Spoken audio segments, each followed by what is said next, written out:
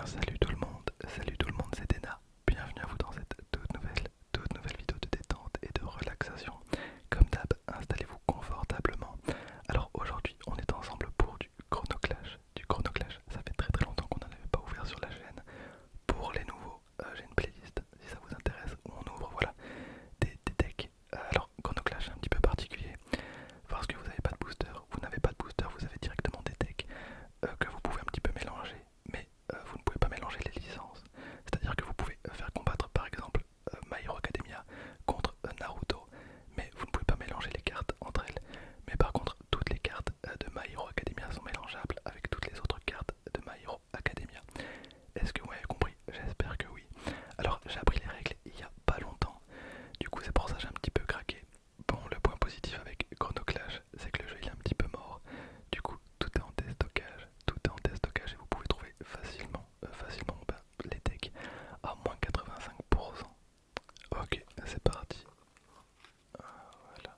Alors, donc on a les terrains. Bon, j'ouvrais des screens pour les deux terrains parce que là j'ai pas la place. On a évidemment toutes les règles. Ok, on va commencer avec le deck Izuku Midoriya.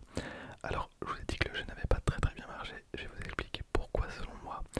Alors bon, je dis que le jeu n'a pas très bien marché, mais on est quand même à une trentaine de decks, donc voilà, c'est pas une catastrophe non plus.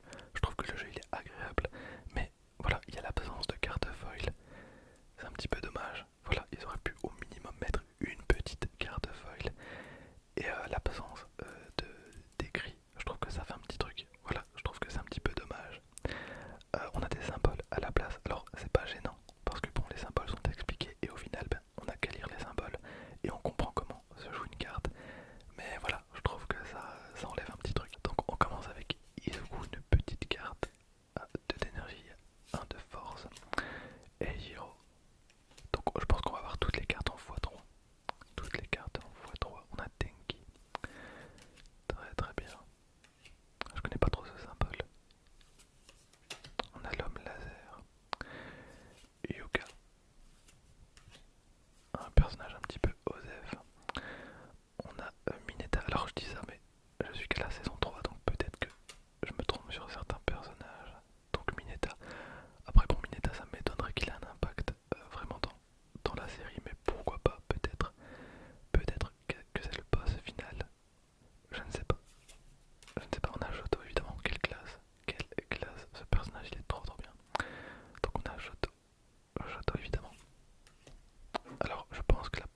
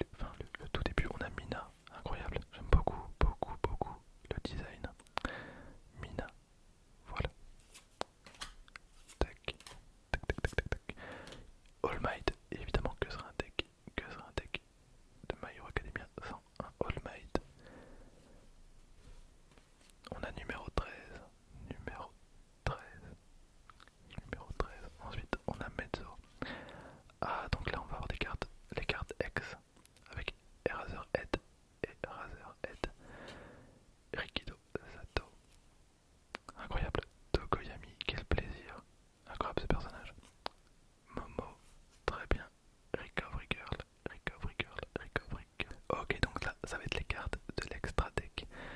Voilà, elles sont représentées comme ceci, alors que les cartes du deck de base, elles sont comme ça. Donc c'est pour ça que les cartes là, on les a qu'en une seule fois. C'est un petit peu comme les cartes synchro dans Yu-Gi-Oh! Alors là, par exemple, vous avez donc des cartes bleues et des cartes vertes. Vous ne pouvez pas avoir plus de 2 couleurs différentes dans votre deck, mais vous n'avez aucune limite de cartes. C'est-à-dire que là, si j'ai d'autres cartes My Hero Academia, je peux les rajouter à condition qu'elles font partie de la même couleur. Par contre, imaginons que j'ai un deck rouge et un deck bleu, et ben je peux rajouter la partie bleue, hop, sur l'autre deck. Voilà, je pense que vous m'avez plus ou